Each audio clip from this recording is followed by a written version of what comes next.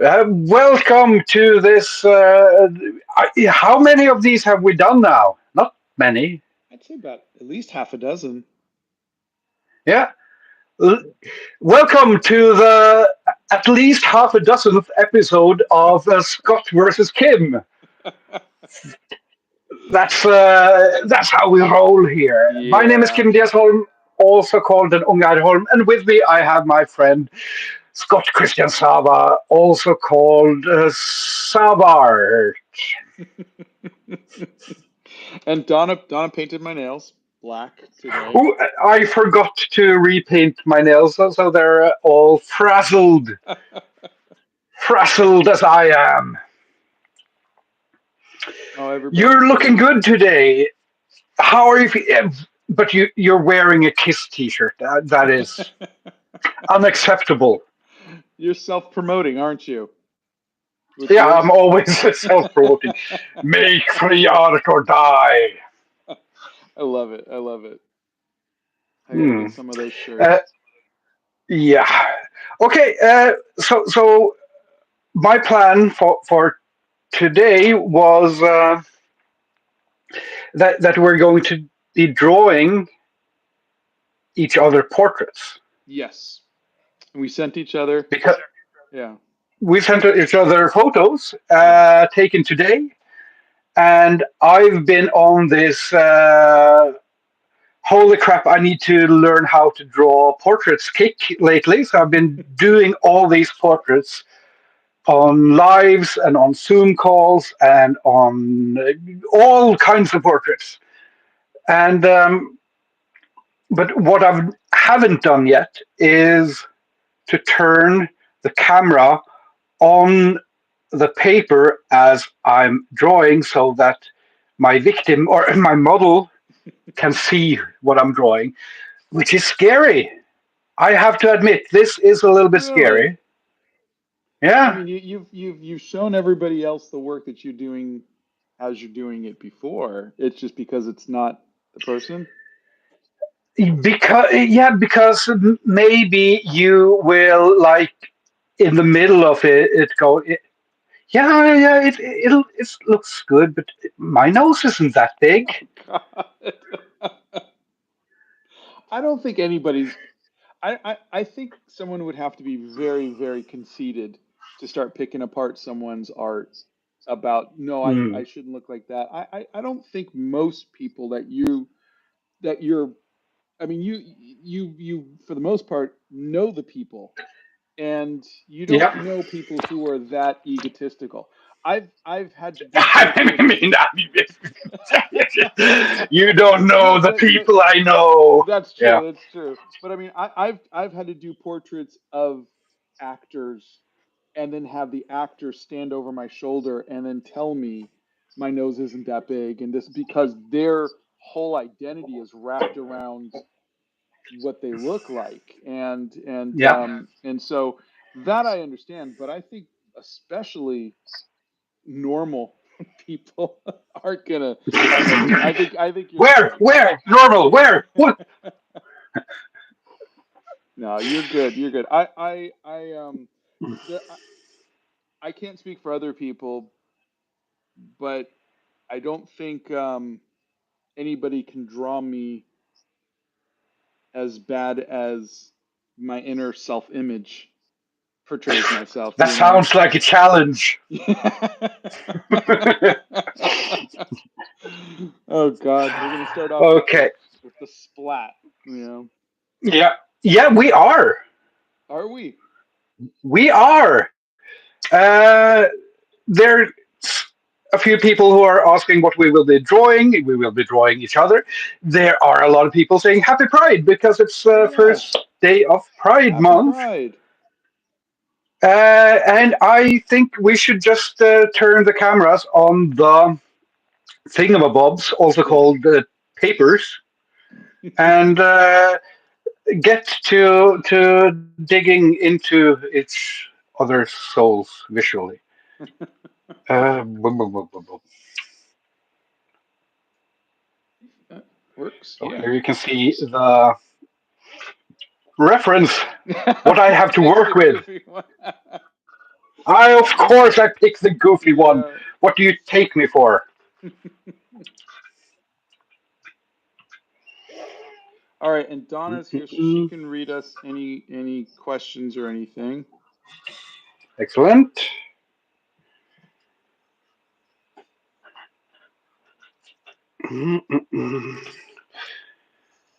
Okay, it's nice to see you starting softly with a pencil. I think I will start by asking you which color you'd want. Which color I want? I get a choice of colors. You get a Um, choice of colors. I'm in a green mood. Green. Okay, so then we will go with green, and we will do like a little bit of this, and then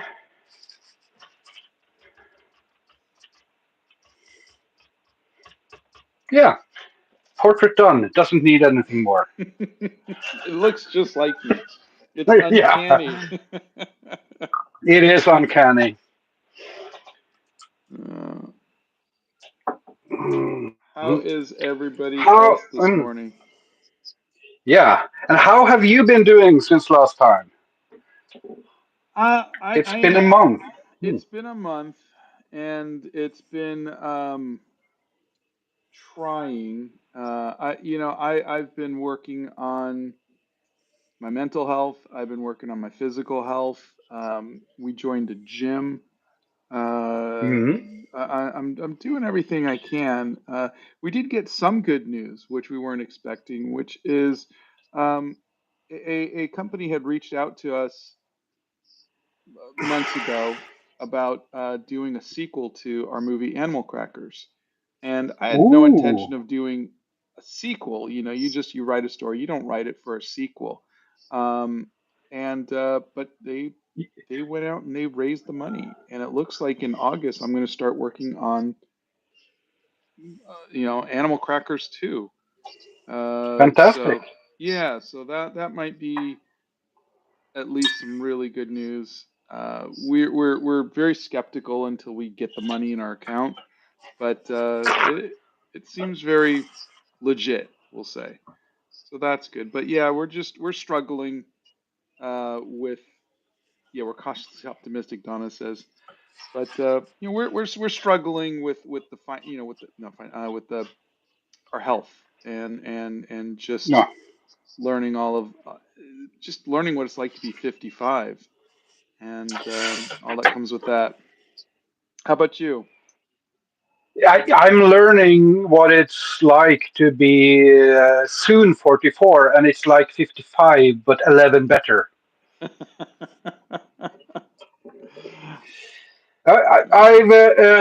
I've had a very long bipolar depression now, and it's Mm, been getting steadily worse for a long while. And then I think like the last couple of days, it has seemed to be getting better. oh, that's good. And it's too early to tell because Yeah, you know it's bipolar is all ups and downs. yeah. Is there any rhyme or But reason, or is yeah, there is rhyme or reason.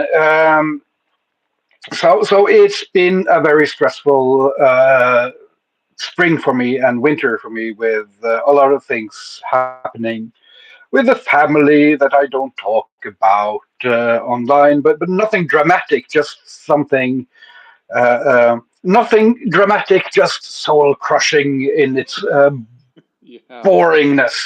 Yeah, yeah, and these things happen, but I've started running a little bit again, and I'm training up for a marathon in August. And I really, it's been really tough doing all of these lives and with mutuals from TikTok and Zoom calls with followers and drawing the portraits and getting to know them. And it's been really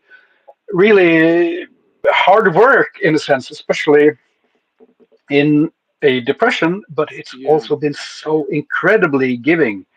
And I just feel hashtag blessed by all the cool people that Well, I know, that's like good. you.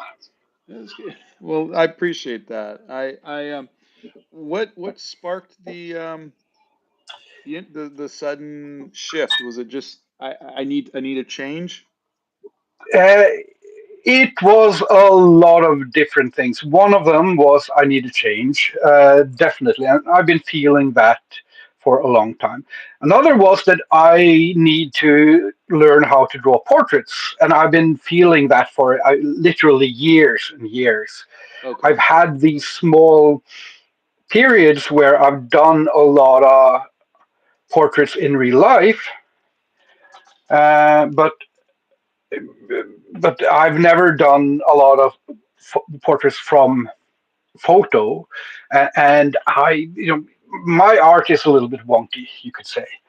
So I need to figure out that stuff. But main there was two main motivators. One is that I've been thinking a lot about art as magic over the last few years, Yeah. and it sort of struck me that you can do a lot of fun things with magic in with yourself and your own consciousness, and you can figure out a lot of things by yourself.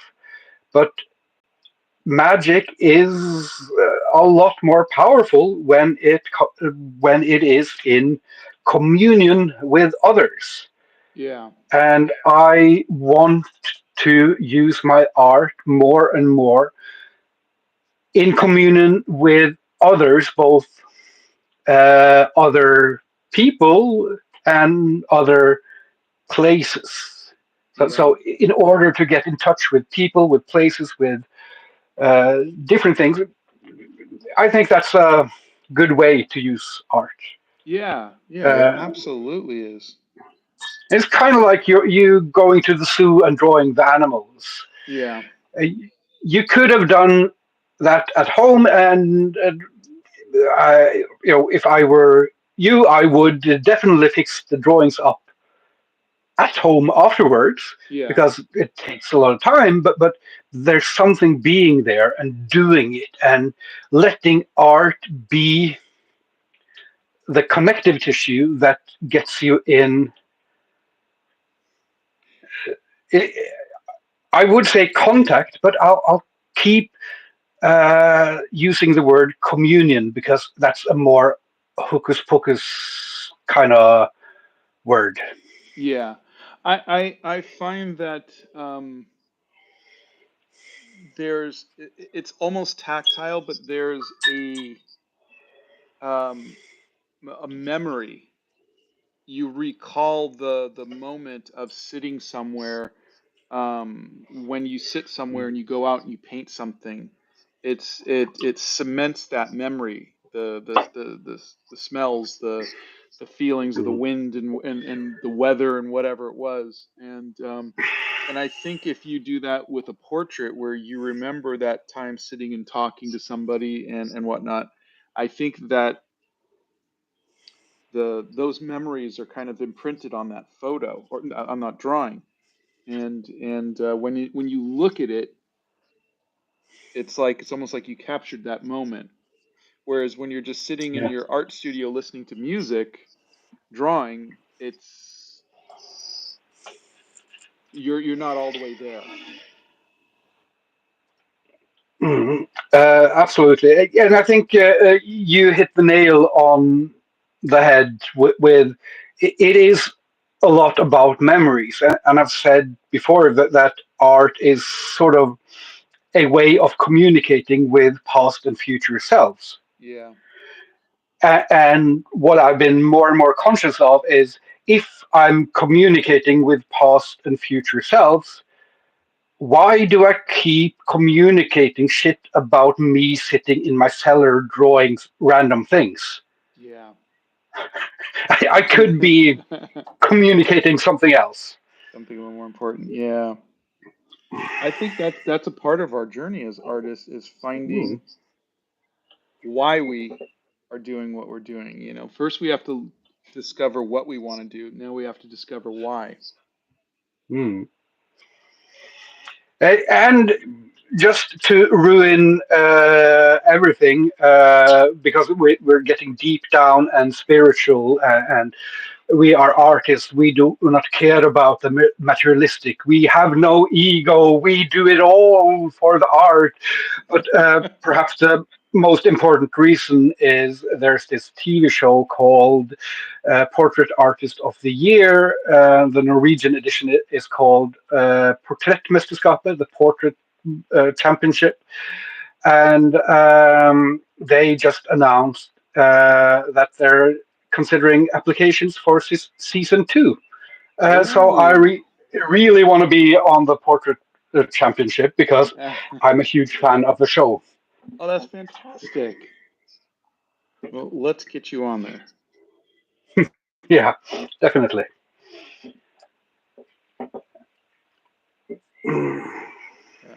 I am. It's funny. I'll take a week off of doing because I've been going back and forth. Not back. I've been kind of carouseling between mediums.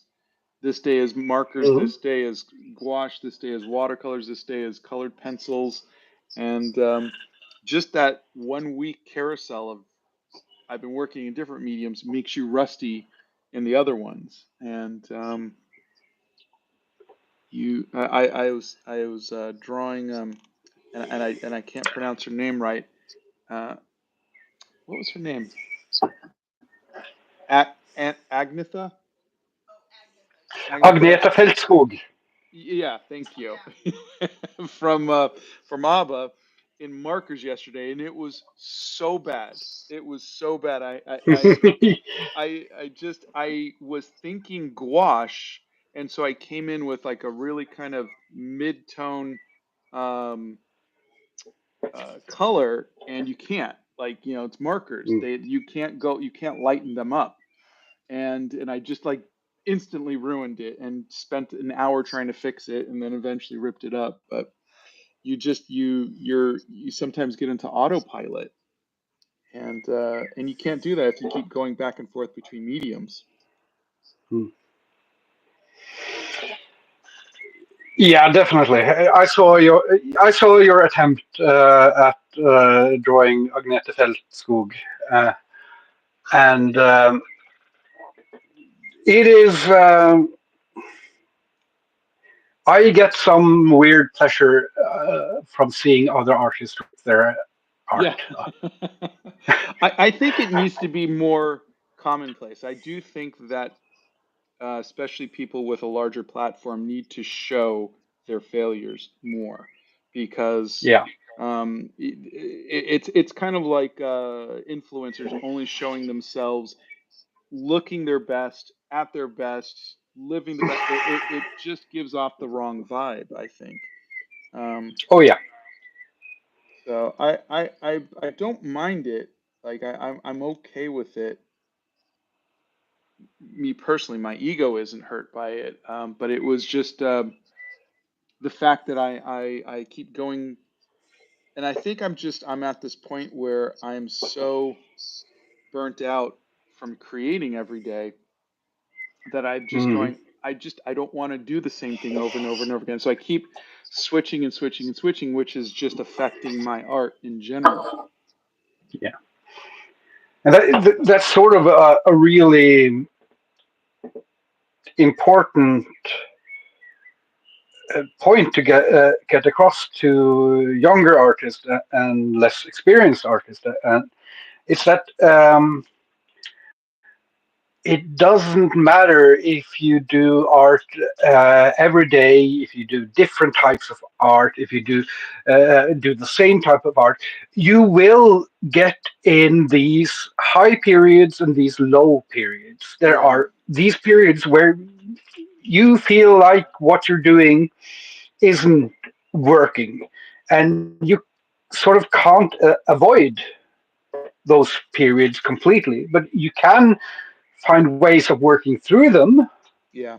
and not getting wrecked and not getting the infamous art block, but you can't avoid them completely Sure. because the creativity isn't a stable thing.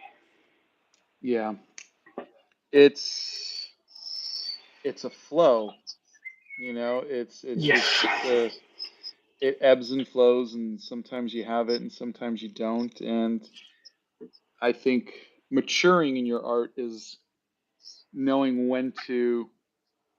For me, it's when to change it up, whether to change up my subject matter or change up my medium. Um, and sometimes, if things just aren't working, it's time to grab my sketchbook and go out and paint outdoors. Sometimes it's, I'm just not doing anything, so I'm just gonna paint nothing but Harry Potter for a week or something, or just something kind of like a Hmm. virtual reset. But yeah, I think you start to see when you're getting in a rut a little more when you get older. And you start perhaps recognizing which specific reasons are Yeah, making you go in a rut, because sometimes it is the daily grind, sometimes it is the repetition, sometimes it is just a matter of skill. yeah, Um, Sometimes it's that you need more variation or less variation, or you've been doing too much different things, or yeah. And always it's sort of people always ask about the art block thing, and the art block always for me comes down to basically a skill issue because of for whatever reason, whether it's overworking or underworking or whatever, you've come to this point where your skills aren't good enough to at what you're trying to do to make it satisfying to yeah, do it, yeah, and then you give up on doing it, and then it becomes harder and harder to get back to the satisfying point because your skills get worse and worse the longer you keep not doing it. yeah. It's true. Oh, real quick, Luke Slater sent a tip and asked, "What was your best thought of the day?" Um, Oh, my best thought of the day was getting to do this live. It's early that's not for a me, so thought. it's early for me. Haven't had too many thoughts. Yeah, I know that have had I've had one specific thought that I thought, ooh, that's a good thought. I better not forget that, and I've forgotten it. Um, but best thought that has been implanted in my head uh, by others, by a audiobook, because I was out running earlier today, and I listened to a audiobook by a uh, literature professor and disease expert, uh, Oh. Kari Nixon, her name is. Uh, I don't know if she is related to Richard, to Tricky Dicky, but yeah, her audiobook is basically written during COVID and uh, about the different lessons you can learn from other plagues through history. And one part is about this Dr. Semmelweis, who was the one who figured out that doctors should wash their hands before delivering babies. Oh gosh. Uh, and now the oh gosh part uh, comes it comes soon, and it is oh gosh, it is so oh gosh.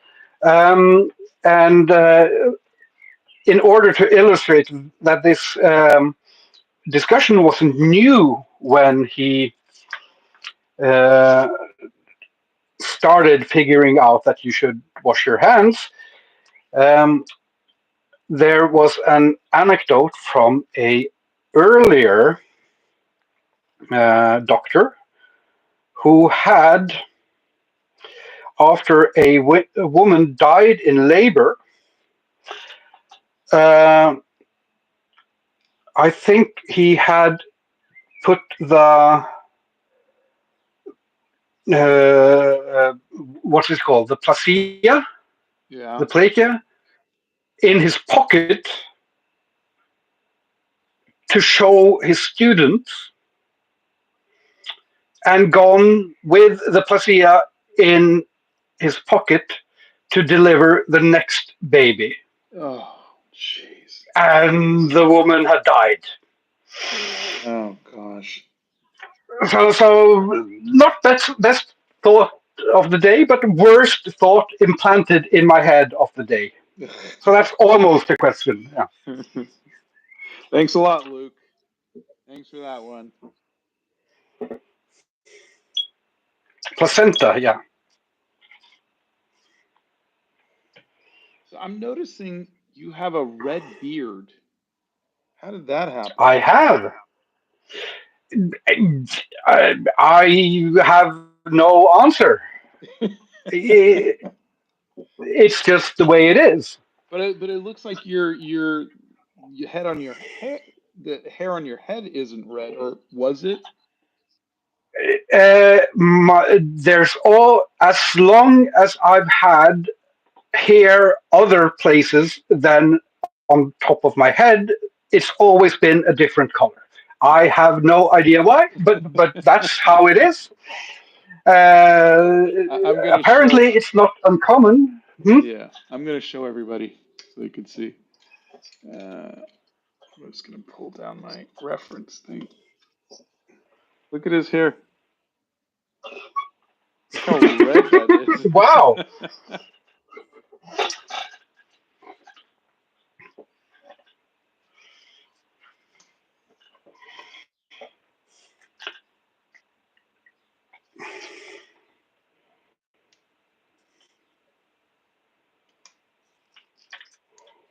I love it.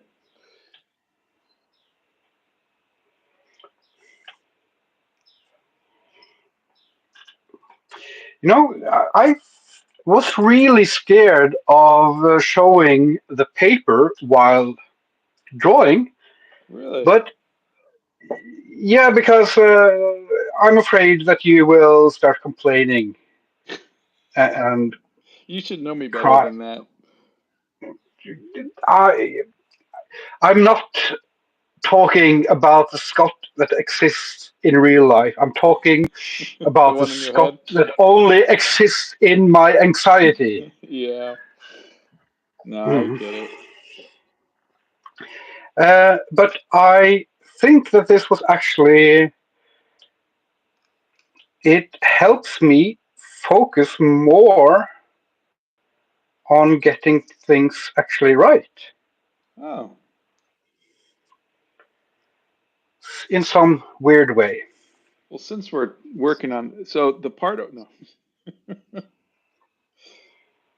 Hmm.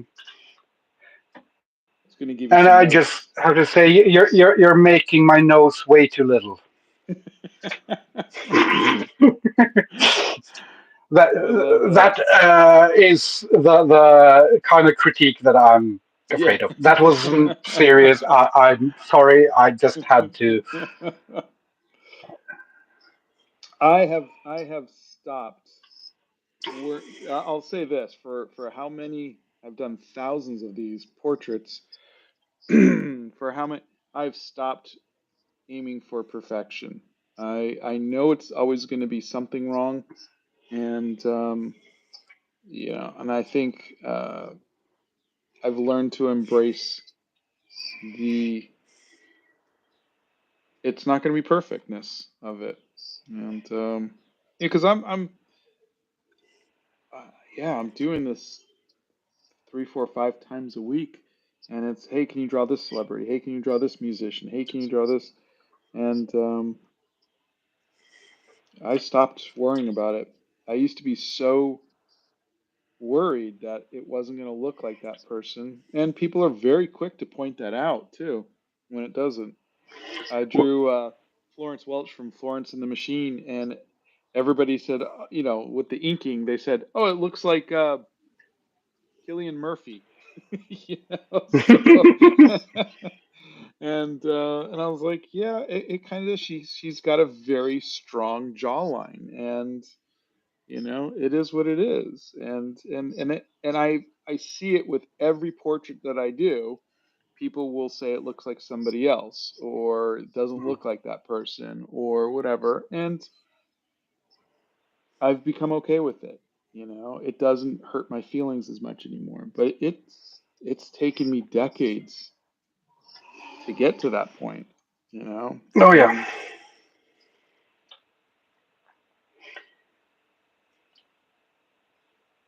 And I I don't know if I want to get to that point. yeah, I at least when drawing people, I think I want to be at that point where it's still where I can get good enough that each piece is presentable and captures something, yeah, but still sensitive enough that it will hurt me deeply in my soul if I feel that I didn't capture them 100%. And now I've done, I think, 15. I think this is the 16th of these types of portraits I've done in a short while now, and out of all of them, uh, I wa- I'm happy with one, oh, and that one I was happy after 30 minutes, and I used 20 minutes just fixing up some small details and adding some spatters and all of that stuff, and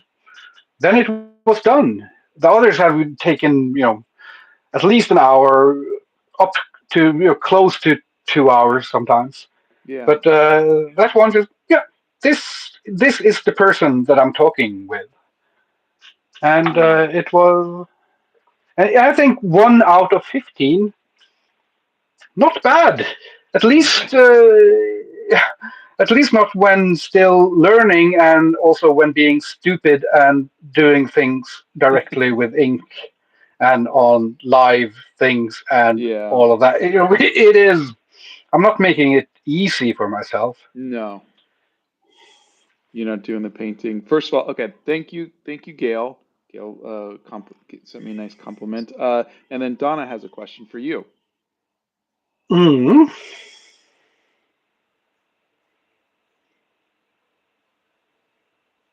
He just answered that. Remember, he said he about the whole magic thing, and then there's also like a competition coming up, and yeah, she was I asking why. can make I can make up a new answer. Yeah, he says he can make up a new I'm answer. drawing more portraits because I want to use my platform to be able to talk to cool people. And Okay. specifically, I'm using it as a tool to be able to ask difficult questions of archaeology professors that wouldn't give me the time of the day otherwise. Okay.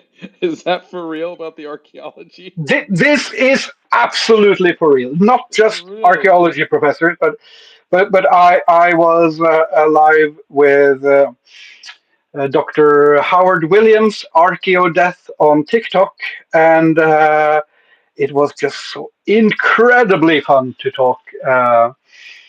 To basically have a real flesh and blood archaeology professor and expert there, Yeah. and to just get to dig into and ask questions, and it's kind of like, especially when you're talking to academics or other people who know a lot of things about what they know, it's kind of like having a choose your own adventure podcast where I just sit drawing them, and once in a while I'll steer the conversation in this direction or that direction, and yeah. So Wow. that's one more answer for why I'm jumping into this whole portrait thing. I have more answers, so just forget this answer and ask again in 10 minutes. I love it. I love it.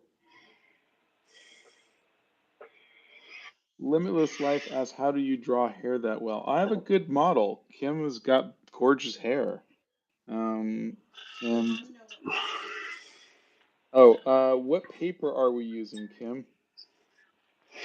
Uh, I'm using, let us see, a Aquarello from uh, from Fabriano. Aquarello artistico from Fabriano. It's me, Mario, And I'm and it's using Grabby watercolor paper. mine Doesn't sound the seems same to you. fancier. Yeah, yours sounds much fancier. Yeah, so this is Fabriano. 300 grams pure cotton. But the reason I'm using this is that I went through some old boxes and I found this pad of papers in old box where it's been laying for a few years untouched. Really? So Just completely forgot yeah, about it. yep.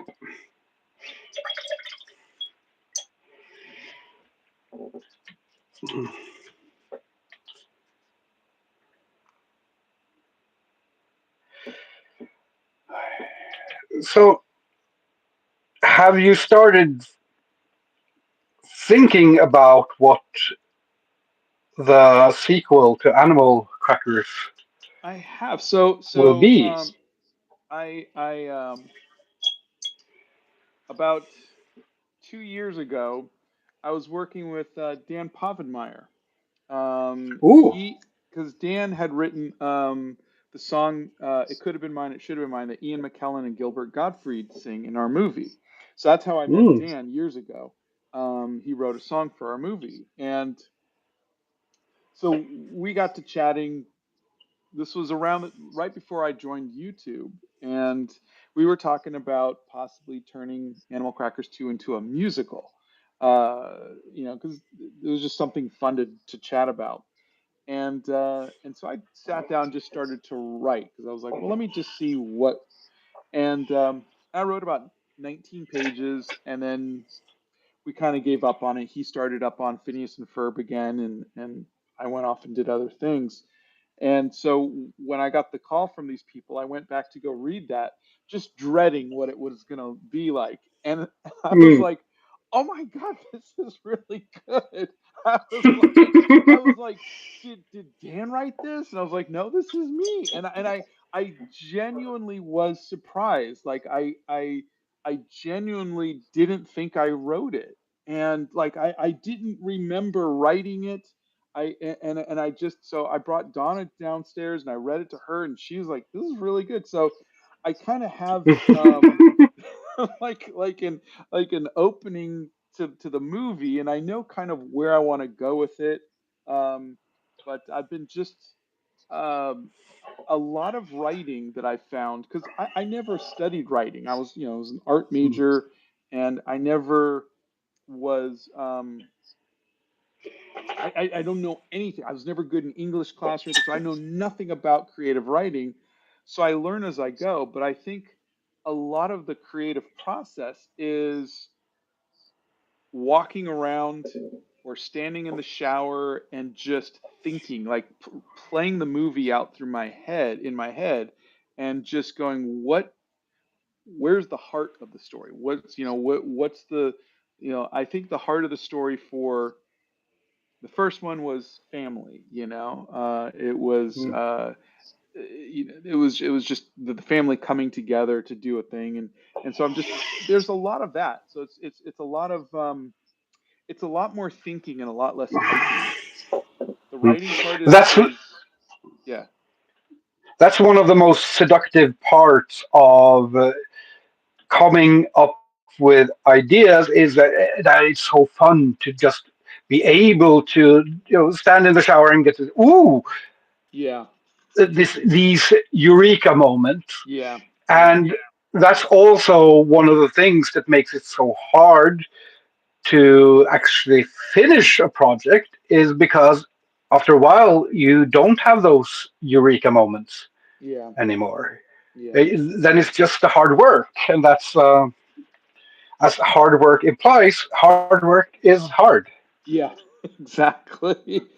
It's I think what I'm looking forward to is that for the first film, I I didn't have a following, and I would post things online like uh, when we found out that Ian McKellen said yes to be in our movie, I was, rework. I was like, holy crap, Ian McKellen said yes. I've got to rework all of his lines. This guy was normally reading Shakespeare.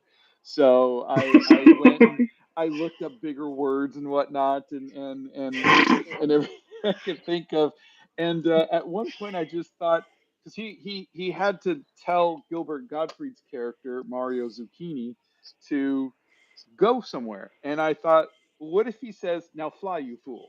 And I thought, well, that's kind of fun because that's from Lord of the Rings. And so I posted that and I said, should I do this?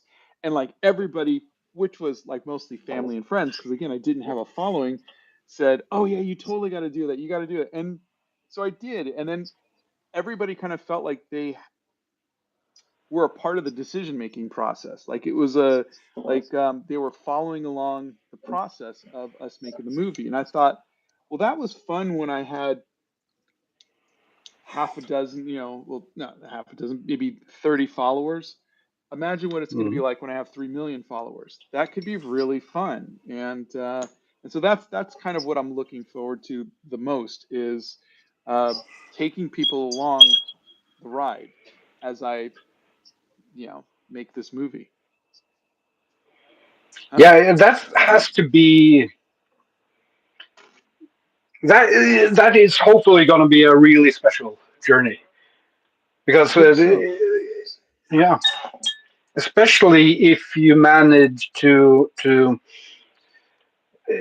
keep some of the like the openness and the wisdom that you impart on us as mere mortals. Uh, Now I'm pretending I'm a mere mortal. I'm Yeah, this is just it's beneath you. Don't do that. it's me. Yeah, it it is. But I think yeah, the opportunity to go through the filmmaking process with the kind of storytelling you've done online, telling giving some glimpses of the process. Yeah. And I expect that at times there will be a lot less because I've heard that making movies is a lot of work. It is. It is. I mean, I'm just like the first movie. I'm going to be writing, directing, and producing. I was also the art director too. It's a lot of work because I'm responsible for making sure the script is right. I'm responsible for looking at every single shot and approving it, giving notes. I'm responsible for approving every character design, every environment, the music, the all of that. And it's a lot, but I mean it's a wonderful, wonderful thing. But and then to say, oh, and I'm going to still keep creating content might be a little too much. But I think um, I think what's probably going to happen is the quality of my videos might go down. In other words, it might be me holding up a camera and saying, "Hey, here's what we're doing." So I might be one of It those. should be you holding up a camera and saying, "Hey, here's what we're doing." Yeah, I know, I know. It's just usually I record a nice voiceover and close-ups of art and it's very edited and there's music and I just think that that might have to go away and so we'll see. But I need to get more water. 1 second. It's really murky. So I don't know if there was something I in it. have, yeah, it's very unprofessional to go on a live with murky water. I mean, who would do something like that? I don't know. Not a real artist, maybe a fake Hollywood artist, Yeah, but yeah. not a real one. I'm a poser now. Oh, it's so funny. Yeah. Yeah, So, yeah, good. you go ahead, Mister Fancy Hollywood producer. I'm Well, sorry. the good news is we'll be making the film in Spain again, which Yeah, is fantastic. So that means I'll be at least on the same continent as you, which means hopefully one of these trips I'll be able to come out and see you. That's my hope. that would And be fun. Which time we go to Spain once a year? oh, good. So Whereabouts? We're that. going to be doing the film in Valencia. Oh yeah, we're going to outside of Benidorm, so it's in Valenciana. It's in the district Oh, fantastic. of. Well, if when you do, we'll make sure that we'll give you a tour of the studio so you can see it. Fantastic. And but yeah, I I think when I'm going to be recording Ian McKellen, uh, whenever that would be, we'll have studio time. We'll have some studio time, Mhm. so maybe we can have you come out and record a voice or something like that. That would be. If you're up for it. I'm up for it. I've really been thinking about how I can do more of those types of things. I want to try voice acting. I want to try acting. I want to do more performance stuff. Uh, I'm in the middle of on one of my lives. You saw the friends only song post that I did. I did. It was lovely. Yeah, so me and Sandra are going to go ahead and write a song about me, about my monster ink drawings, Oh, that's and great. and we just have to figure out how we get the time to do it. But Yeah, I love it. who made the Disney portrait of Scott in the thumbnail? Is the question. I didn't know. Oh, was it? Did you use one of the thumbnails of me? The cartoon Yeah. ones. Oh, that was my friend Tracy Bailey. I hired her to do some Disney-fied. It's just really it's her style. She has a very Disney style. Um, Mm. Thumbnails of me, uh, so that way I could use them for the thumbnails of my videos. And there's a community post I think where I talk about it a little bit. If you want to go to Mm. my community page, but she's amazing. She's done a bunch of comic books with me. She's just such an incredibly talented artist, and I just don't like myself in my thumbnails. So Oh, that's why I did thumbnails that. are the worst. Yeah.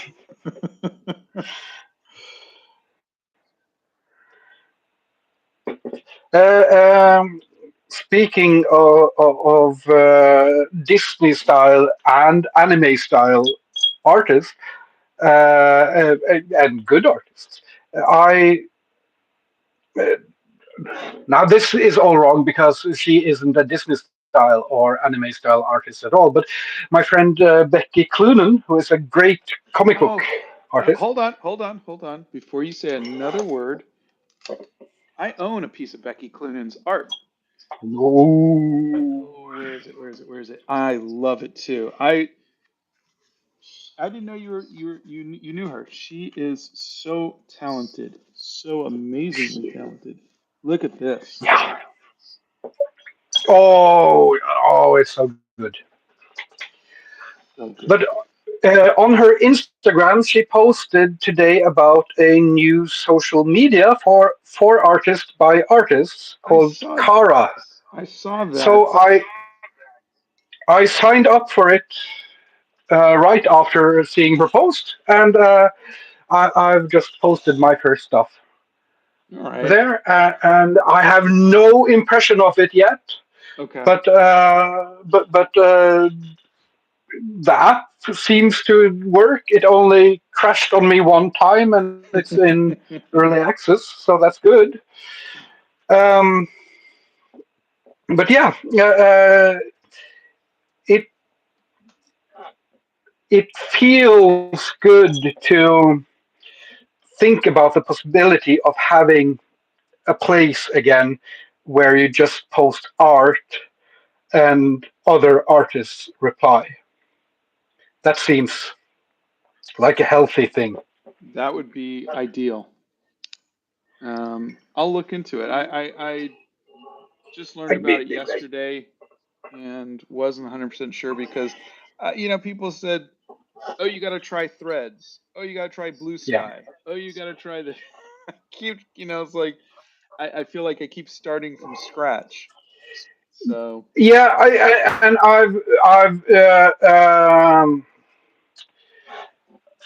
I've been a part of a few of those, and a few of those failed. And I'm not on Threads yet. I do have a Twitter that I'm not using, yeah. um, but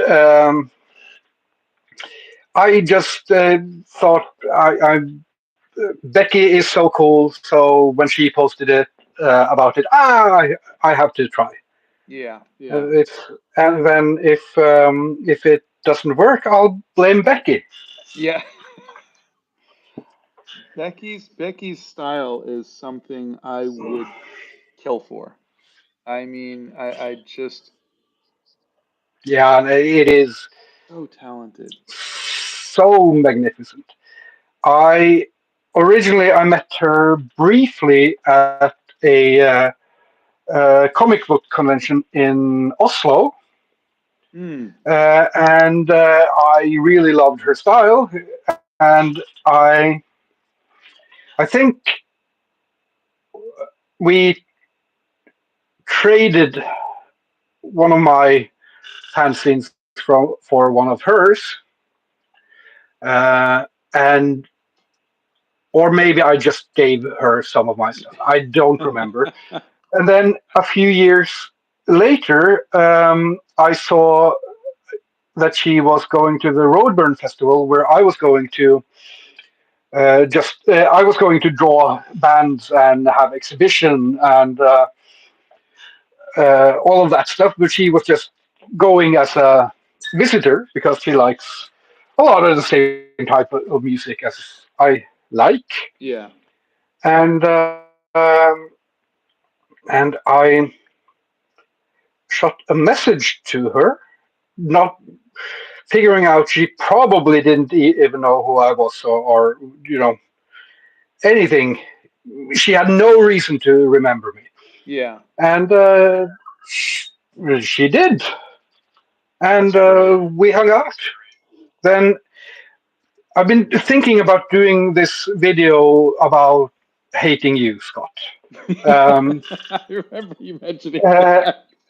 yeah, but it's one of the scripts that never got anywhere. But I uh, now I have perhaps another way to sort of tackle the same issue, and that is um, when I signed up for the new Kara platform. One of the first things I did was I saw Becky's post about the art she had made for the Roadburn Festival. Hmm. And my first instinct was to just write a comment saying, "Hey, I remember those," which would have been sort of not consciously, but for me, it would have been a way of saying, "Yes, I am an important person because I introduced you to the Roadburn guys, Oh. and that was why they invited you the next year, and we got to hang out that year as well." Um, and I, so I stopped myself, and I wrote just, "It was so cool seeing your art all around Roadburn," and then I got to thinking that while I was down there, I I recognized it was cool, but I was also a bit spiteful because I had introduced her, and now her stuff was on big banners, and my stuff was just in a small exhibition. And this was in an earlier part of my career, you could say, and this artistic jealousy was much more present. And I think it was a few of the experiences with her that got me uh, criticizing my own artistic jealousy more and more. And these are probably things she doesn't remember at all, but just some. I remember one comment I had, which was negative about another artist to her, and she just said, "Oh, he's lovely." And I remember just this, yeah, feeling that I had to prove myself. I had to prove myself. And when that's the way you go about things, then you are ruining things for yourself. And so that was Becky was very important for making me less of an asshole than I used to be. Oh, that's great. Did you feel just subconsciously that maybe you felt like you had to tear someone else down to Yeah, lift yourself up? That was what was going on? Yeah. yeah. I had to talk down about another artist because I had to prove that I was so good. Yeah. And it's all based in this lack of self-esteem, but it is destructive when your own lack of self-esteem goes out of its way to hurt others. Yeah. Yeah. Even I if I mean, my comments weren't really bad or anything, but I just remember catching myself in the moment, being yeah. like, "Why am I doing this? Why am I saying this?" That's great that you were able to do that. Yeah. It's like when I hear people dogpiling on like Rob Liefeld or something like that, and I, I I I said he got to do what all of us wanted to do. You know, he got to be the artist for Marvel. He got to start his own company. He got to make comic books. That's all any of us wanted to do, was to make comic books. You know, why are we in any way, if you'll excuse the expression, why are we shitting on him? You know, because he can't draw feet, or because he got to do what we wanted to do. I'm happy for him. But there is that But, jealousy that we get as artists, you know? and specifically with Liefeld, there is all this focus on how he drew anatomy, Yeah. how he all of those jokey, meme posts, and what's being forgotten at in those posts and in those ideas is that he just as much as Todd McFarlane and basically he and Todd McFarlane, they captured the energy of being a kid in the early 90s. Yes. Yeah. Uh, and I resonated with that energy, not because it was well drawn, but because it had this, you could feel it. Yeah. You could, it was tangible. You're right. It not in not the physical objects were tangible. It was the energy of, I have to draw this cool shit because it's awesome, dude. I mean, it's kind of like uh, uh, Bill and Ted's Excellent Adventure. Yeah. If they, Bill and Ted, could draw comics, as if they could dream up a comic, then that would be Rob Liefeld. Yeah. Yeah. Liefeld, yeah.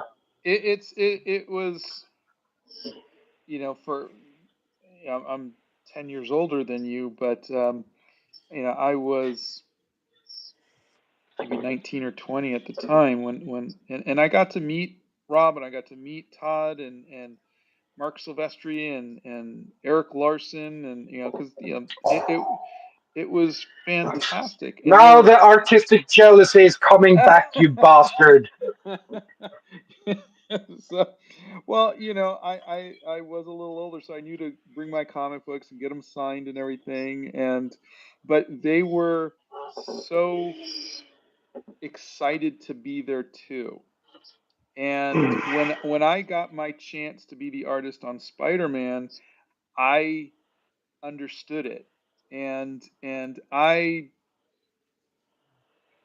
think that really cemented it for me. Was, you know, I had to do my Spider-Man with 3D software.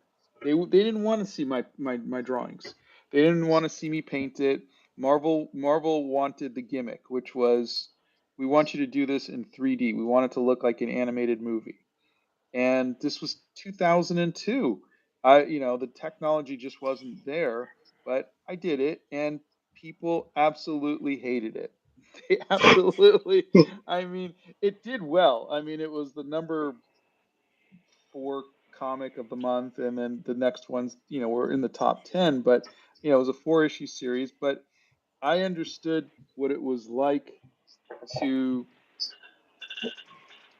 have that joy of, like, nothing. It did not matter what people said.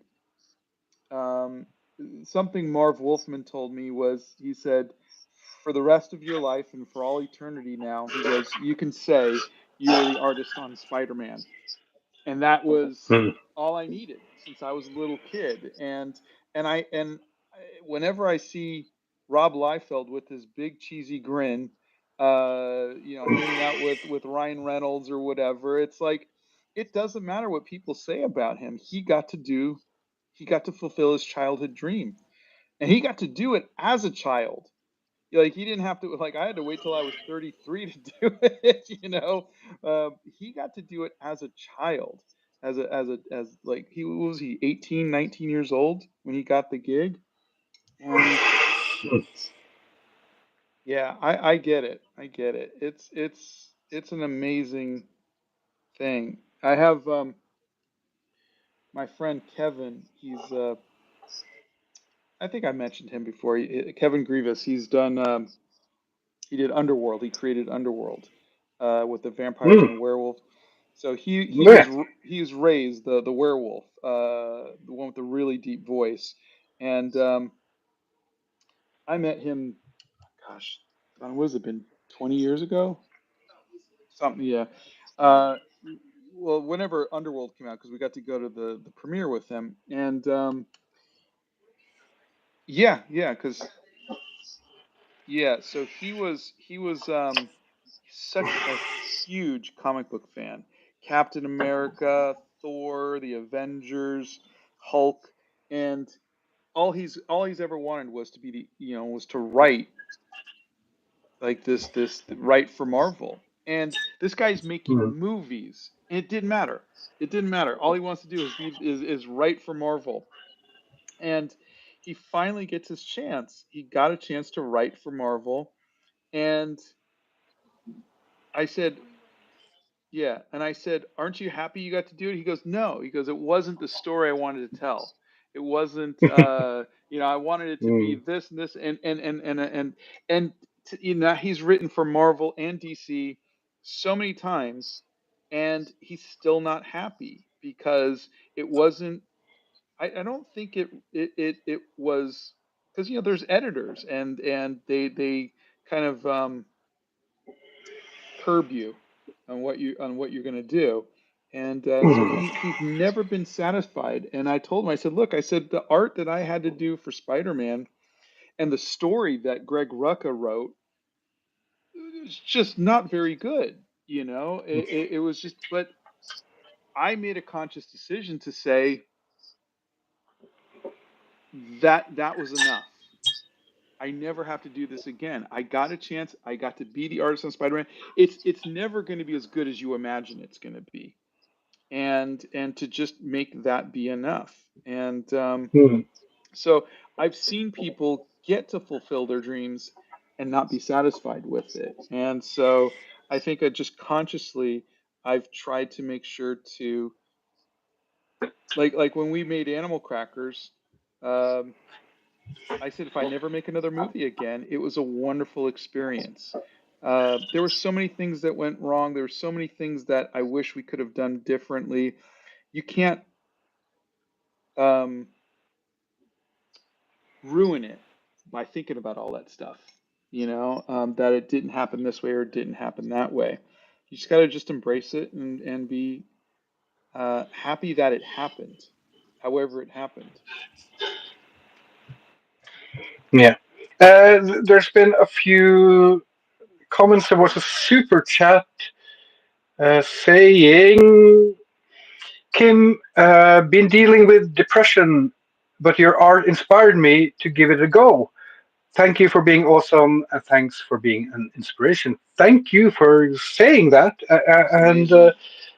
depression sucks, and art is fun, but it's hard. So you keep try to have fun. That's the important thing. Try to have fun, Yeah. which is exactly what you don't have during depression. So that's Yeah. not the helpful advice, but it is. Um, if you can get these small pockets of fun, then that will Try to find the definitely. joy in your art, if you can.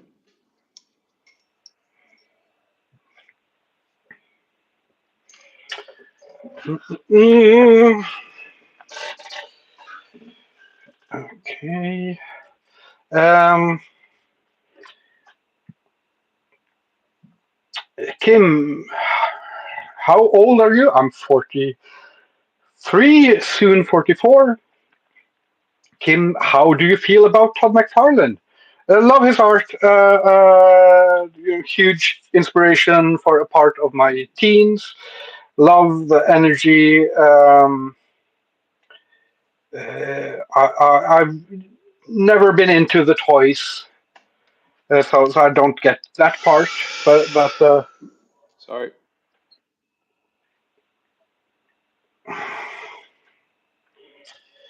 hey Kim, have you ever seen the Witches 1990 movie? That's the Roald Dahl movie, right? That is fun. With have you seen that with uh, Angelica Houston as the head witch? I I only know the movie from the movie poster because I think Drew Struzan did the movie poster, but I don't think I've ever seen the movie. Sounds. How was it?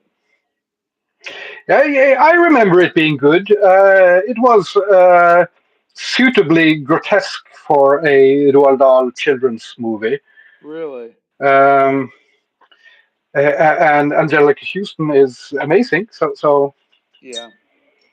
Uh, and I think there was a scene that was filmed in my hometown of Bergen. Really? So that was,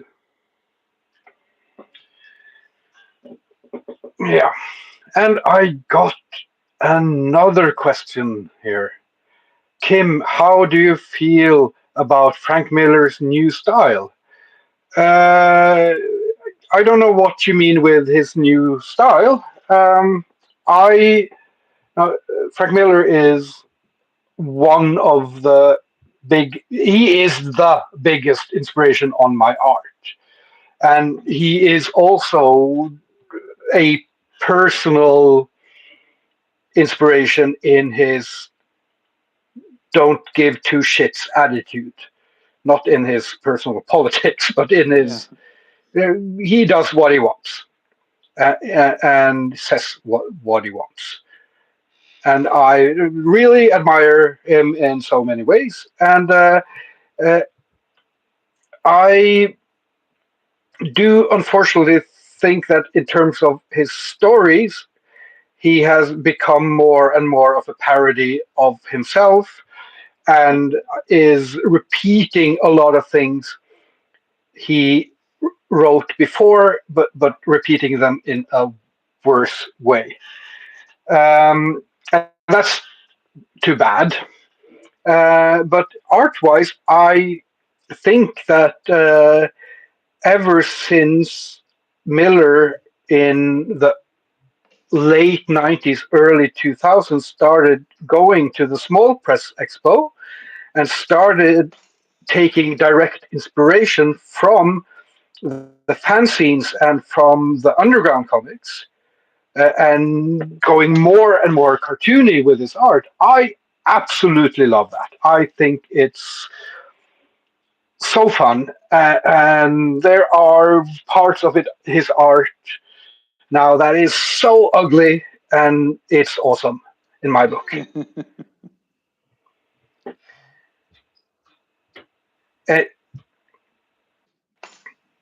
and what upsets me most about Miller and the discussions that happen at some comic book with some comic book people around Miller is that you will. I've had conversations with underground comics artists who were fans of Miller's 80s stuff, but who just fall completely off once he gets uh, uh, got more and more cartoony and more underground influenced. And they would say things like, "No, he's lazy with his art now," Hmm. and I would say back at that, no, he's inspired by stuff like your shit. And yeah, yeah, I love Miller still. Uh, Absolutely. I was And really yeah, taken as aback he's with yeah, how much his health declined. yeah, and that is sort of the worst period is um, after 9/11 when his health declines and he went alcoholic for a little while. I think Mm, he got to heavy drinking and the whatever disease he got, and that's when a lot of the worst things he wrote, both literal, in terms of literary quality and in terms of political ideology. A lot of yes. it was written then, but in the interviews he has done afterwards, I mean, he doesn't make any excuses for that because he's Frank Miller. He says whatever Yeah. he wants, uh, and I think that's an admirable quality in some sense. Yeah. Yeah.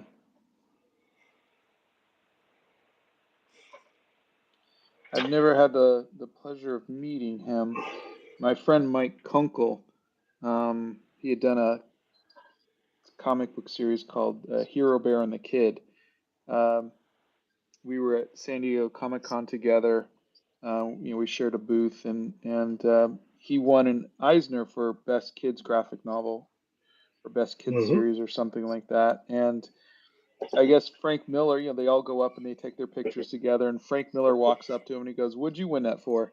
And he goes, "Oh, Best Kids thing." And Frank laughed. He goes, "Yeah, I'll never win one of those." And walked away.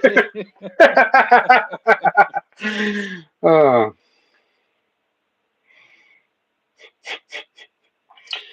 he's done a kids book now. Oh, has he? Yeah, I don't know how it is. With some writer, I don't remember who. So there's the interesting part of the conversation. He's done some book I don't know with some writer I don't know. About something you Tell don't me know about. more. Yeah, it's about something I don't know about, so it's very cool. I don't know if it's cool because I haven't read it.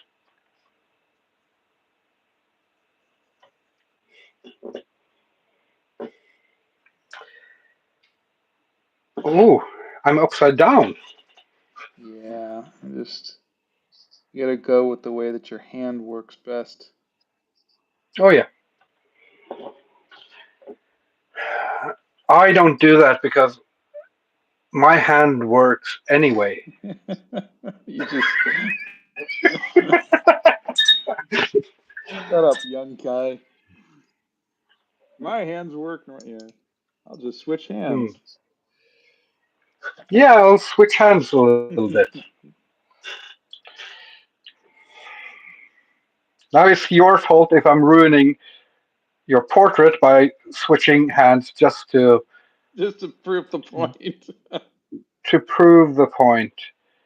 But it's on you, and it's literally on you since I'm drawing you. If I'm going to draw with my wrong hand, I can't be doing these subtle green things. I have to be doing black. Okay.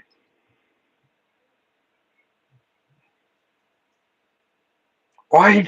Why am I doing this? This is insane. This this is a fragile ego.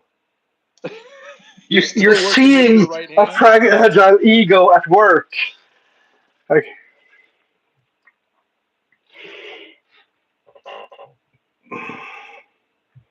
yeah, switching back. I did a few lines with my wrong hand. I can brag about it now. You showed me. Ego be satisfied. Yeah, I sure showed him.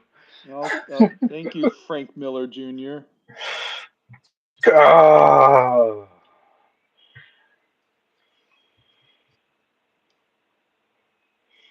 Well, I want to thank everybody who's been hanging out here for the last hour Mhm. or so while we just sit and just talk stupidly. But this is this is my fun time to just hang out with a friend, and I know it's not as interactive as we normally are. I think Oh, do they? Donna says they love it. So, all right. Well, thank you. I think I I think you can do really good lives, live streams without doing the interaction as long as um, what you're talking about is interesting. So and Yeah. that you have a lot of interesting things to say. So we just need to do this, but with interesting people. Yeah. So again, my apologies because Hmm. is the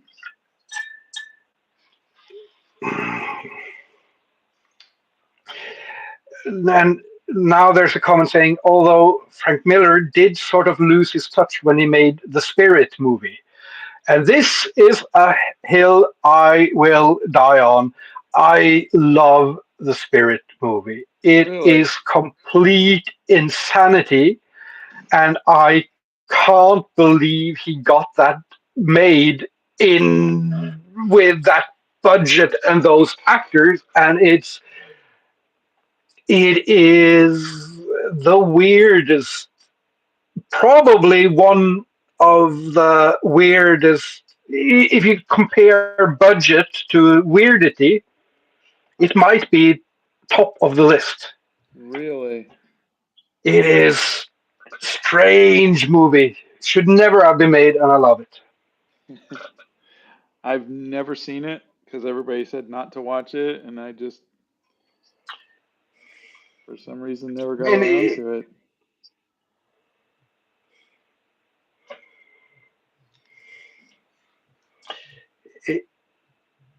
it, it's not trying to follow the rules of cinema, Mm, uh, which makes it challenging, you could say. But yeah, I I enjoy it so much because you will never see that caliber um, of actors and just the whole production design and all of that. You will never see something so offbeat and weird made at that scale again. I think. really.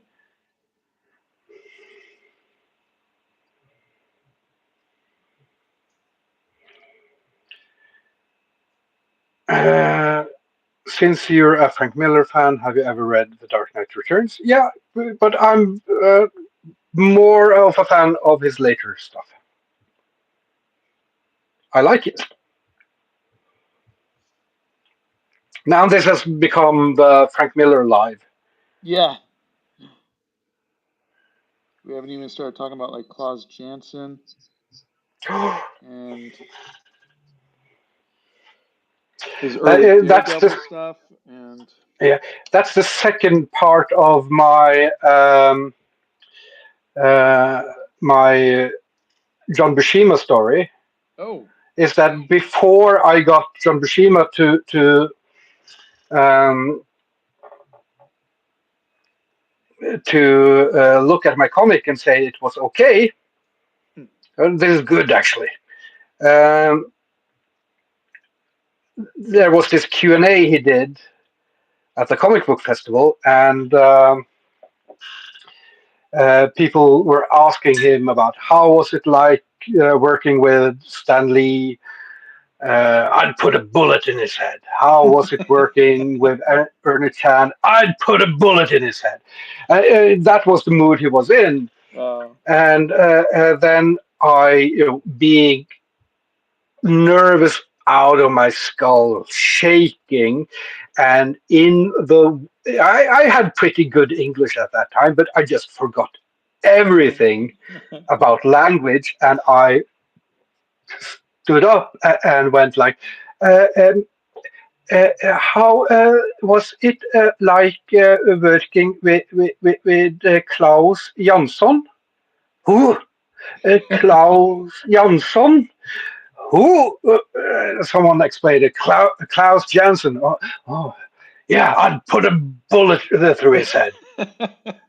No, actually, no, actually, he's good. There's different personalities. So yeah, that was my first interaction with him. That's amazing.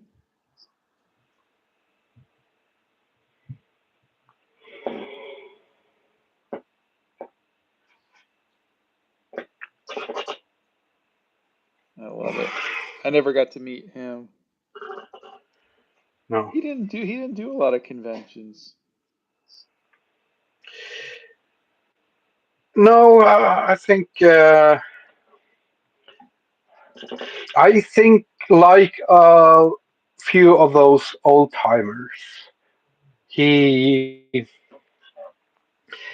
had a troubled relationship to his fandom Yeah. because being a comic book artist wasn't really his thing. Yeah. He wanted to be a painter, and he clearly felt exploited by the system and by Stan Lee and Yeah. by Marvel, and so a comic book convention was, a few days of just answering these questions about things he didn't really like. I Yeah. think he liked the comics. He loved Conan, but it must have been frustrating to want to pencil and ink Conan monthly, but instead being used on three other series as well. So he didn't Yeah. have time to ink it himself, and then basically being used to train young inkers on. Yeah.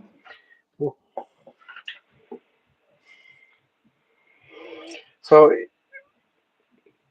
yeah, By the I can way, understand. Yeah, I just want to say your portrait's amazing. I think it looks just like me, and I don't want to say I anything more because if I say anything, you'll just purposely do the opposite. I think it's yeah. amazing. Actually, I will just for you, since you're my friend. I will let you say the thing You that you won't were be going able to to. say, You won't and be able to do will it. not. I will not.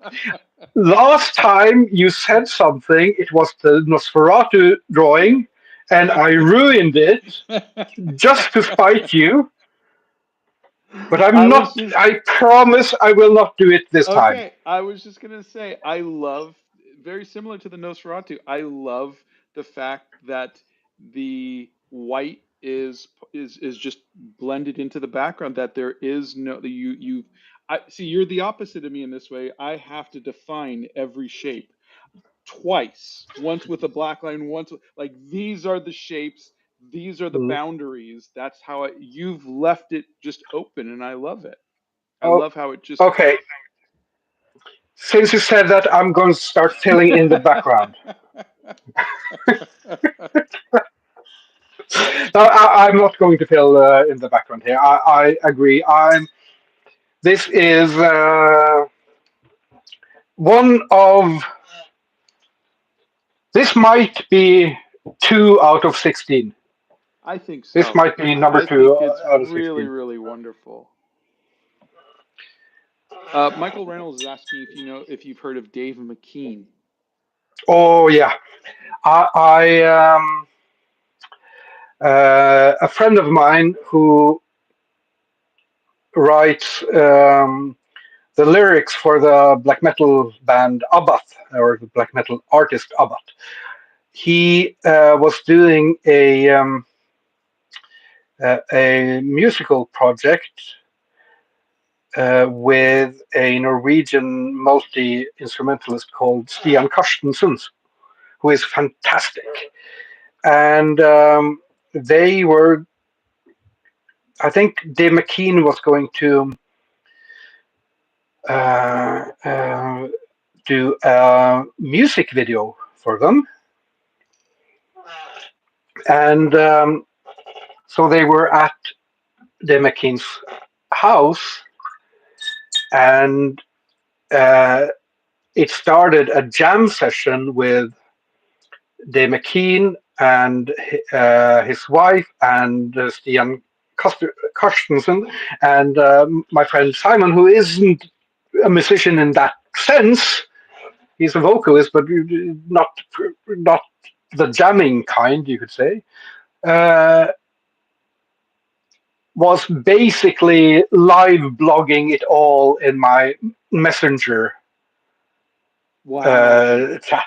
So sending pictures and sending all the photos of the interior of Dave McKean's house and Dave McKean and Stian Carstensen and Dave McKean's wife jamming and all the crazy stuff in his garden and then uh, he actually got McKean to sign a book called Black Dog for Hmm. me and draw a little drawing in it. That's so cool. Have I read the book yet? No, but I love the drawing. That's amazing. So I was so. That's the thing. If you want to get me on my worst, most fanboy-ish, it is 90s comics heroes. That's the then I get all like, oh,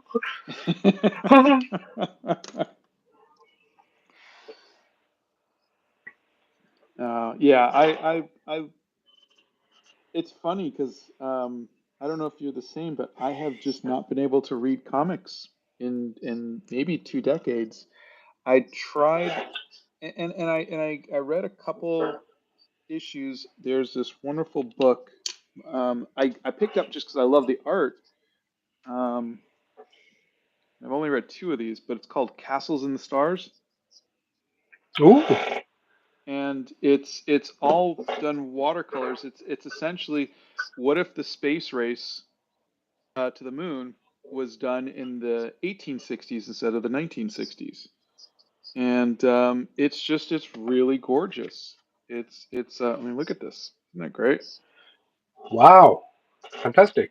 It's I think it's French, but that's the last thing I've read, and I have four of the books, and I've only read two of them, but and they were great. But I just for some reason I lost the ability to get lost in a book, whether it be prose or graphic novels.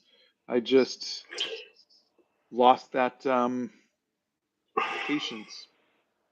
Mm. I lost the ability to get lost in books quite a few years back. I can still read theoretical books, but not really fiction anymore. Mm.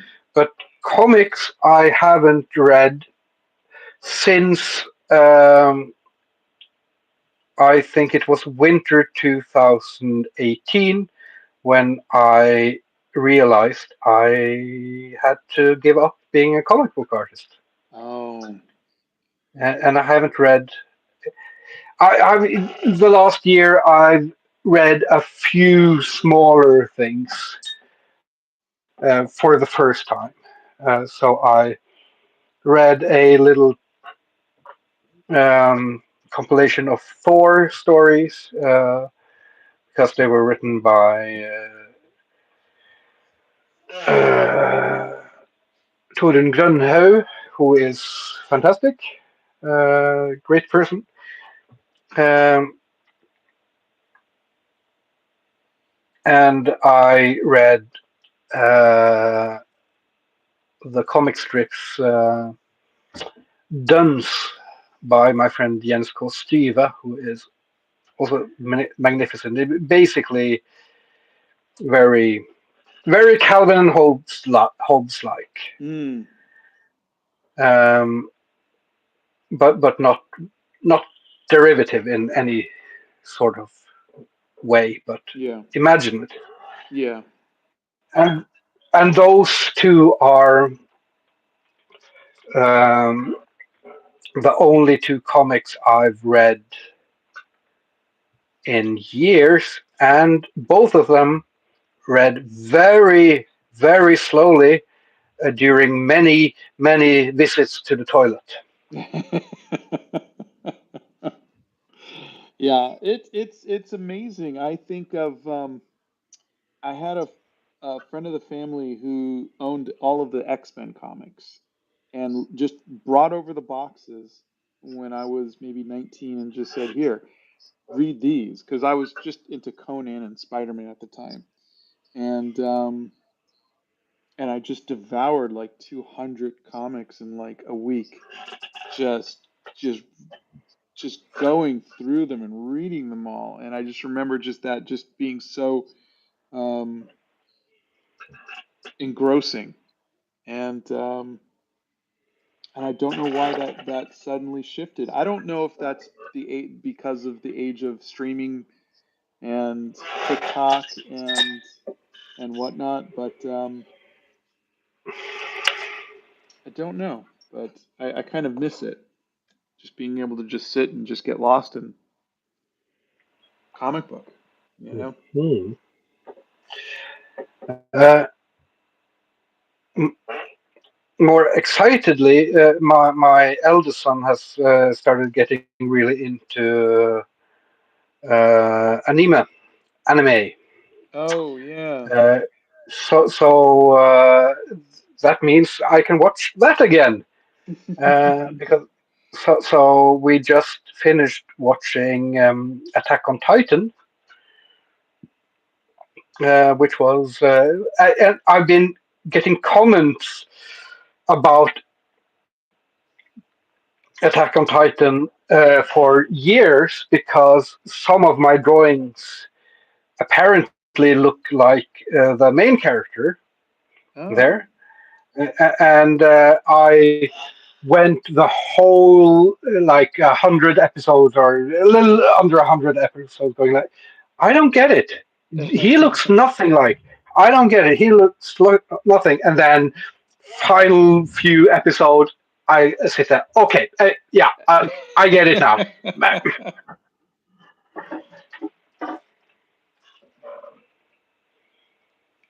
That's funny. I gotta take a look at it.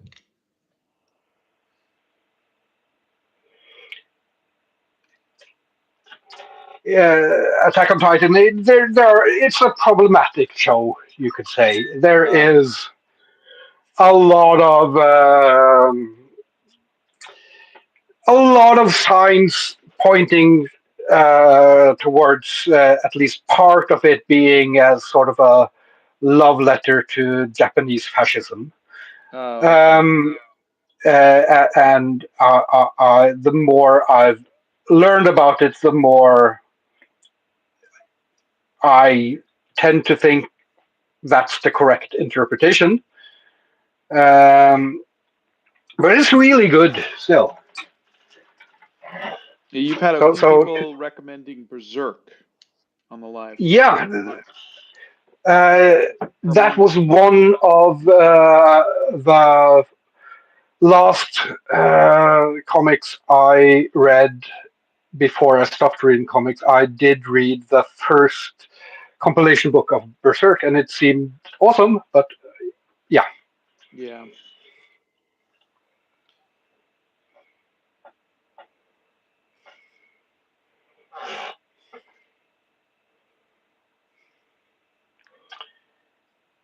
I can zoom in on me, but I can't zoom in on you.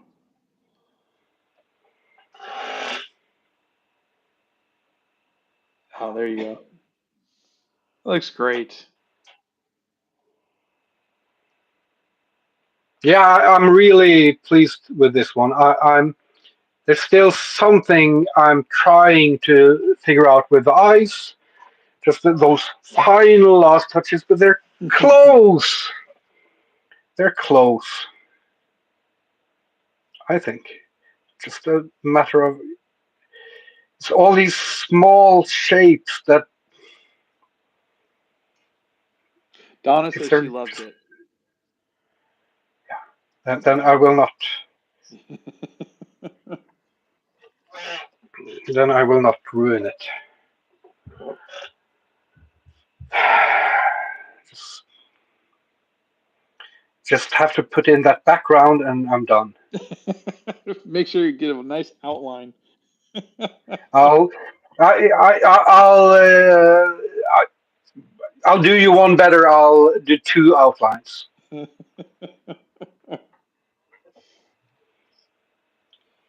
Oh.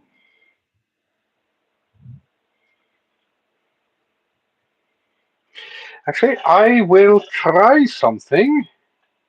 Not with the outlines, not with the background, but in the photo reference, one of the eyes is actually completely in shadow and no highlight, and the other has only highlight on the side where I don't like drawing the highlights.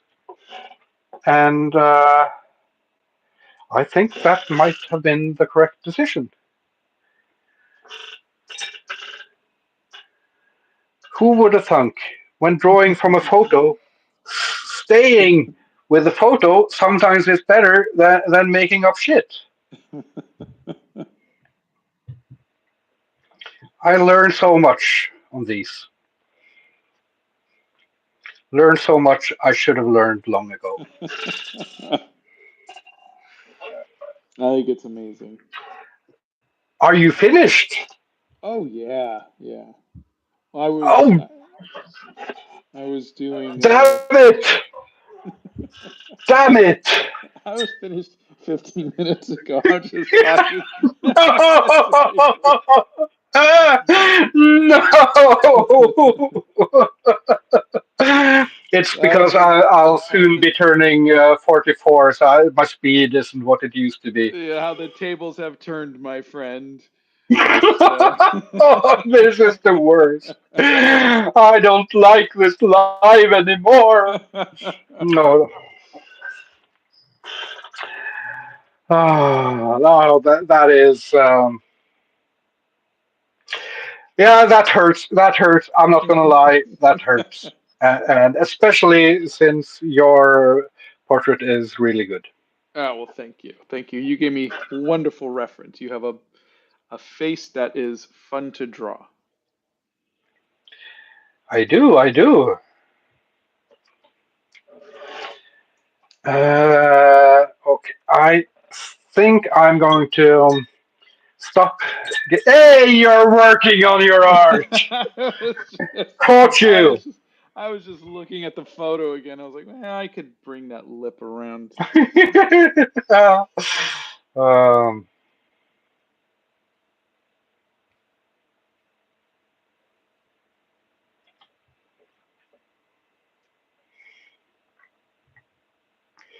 yeah, just a few small details here, and I think I'll be done. Michael Reynolds Of is course. asking what your favorite Batman movie is.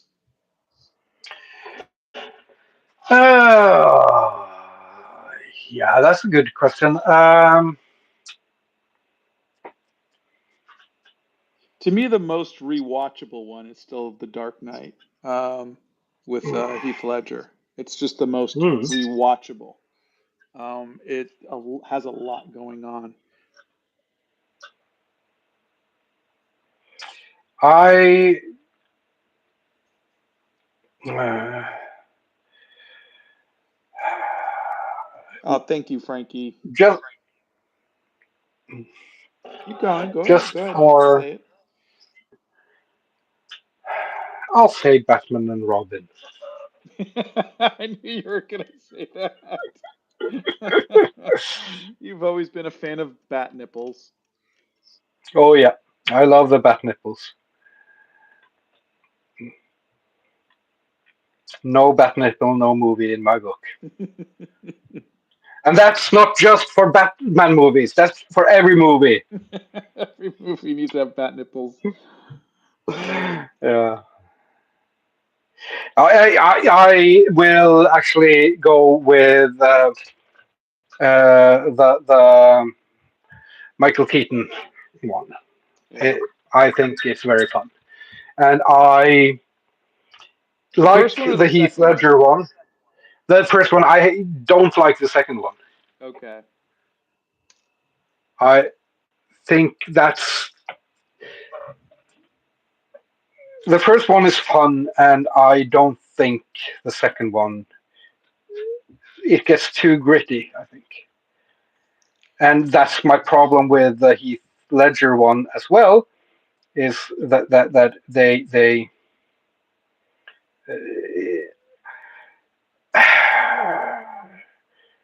it's too dark for a Dark Knight, and Hmm. I know that I'm in a minority here, but I think that there is something profoundly silly about superheroes, and yeah, I agree with Frank Miller and Alan Moore in saying that Frank Miller and Alan Moore ruined superheroes in the 80s. Yeah. No, I agree with that. And now, mind you, my favorite version of Batman is Batman the Animated Series. Yeah,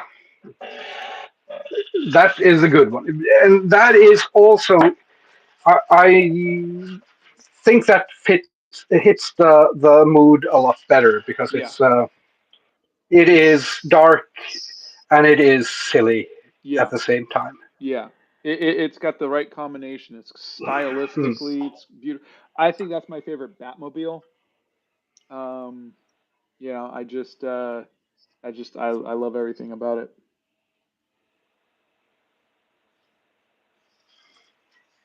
It's the best Joker. Yeah, Mark Hamill Joker, Yeah. absolutely, absolutely. Um, a few spatters, and I think I'm done. I said it so many times. I'm slowing down this slide. I was just thinking I should get an envelope, package it while I'm waiting, put a stamp on it, go out to the post office. You're enjoying this too much. Uh,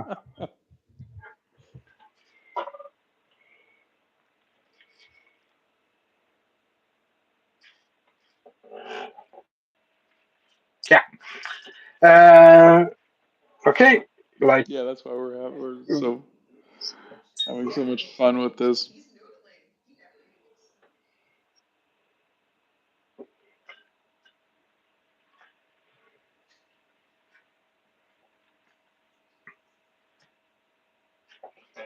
yeah, I think this is it. Oh, that's too close up. Oh, it's beautiful, Kim. Really is. Now, are you keeping this? Or I'm very are we satisfied. sending these out? Yeah, we have to. Okay. Snails asks, they're very curious if, but do you guys wear more gold or silver? Um, Uh, I've always liked silver more, but my ring is. Isn't my ring half gold, half silver, or is it white gold? And yeah, but I have this. But other than that, that's the only jewelry I really have. How about you? Uh, I used to wear a gold ring, um, but my wedding ring made of Chilean gold, and then I started running and started swimming and exercising, and I lost a lot of weight. And went for a swim in the fjord, No. and it fell off. Oh no. And now I have this is like a cheap. Um, it's a mood ring that you can buy at. We bought it from a science museum or Mm. something, and it's supposed to show your mood. And it's been completely black for a few years. It looks like it's a little tight too. Can you get that off? It is. It is. I I haven't tried in a Oh. while. Yeah, I can make it off. Okay, good, good. I was a little nervous. Oh man. Well, as always, this was so much fun, and Yeah, I hope you do continue to make these portraits because this is you have a very unique style and a wonderful um, way of capturing someone's portrait. Just keep doing it, please do. I will. I will. This is. I mean, one of the interesting things now is after I started.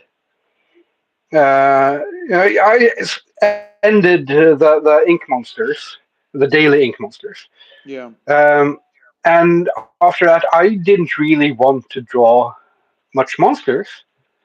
Um, but after I've started the portraits and noticed how fun that is, I've been going like, I have some monster ideas.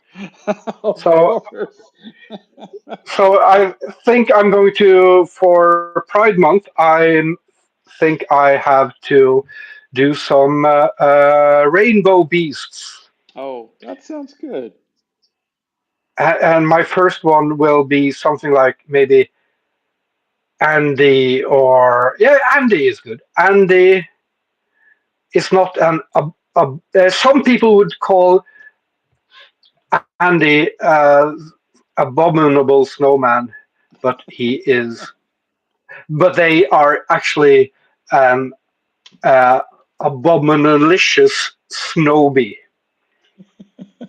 I think that's what I'll go with.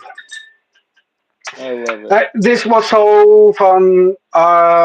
This Thank you so much for being No, you. same, my And friend, same. hey, you touched the art. I'm. I saw it. I finished earlier than You you. won. I win. My ego is restored. Well, thank you everybody for hanging out with us. Thank you to the mods. Thank you, Donna, and I will get this out to you.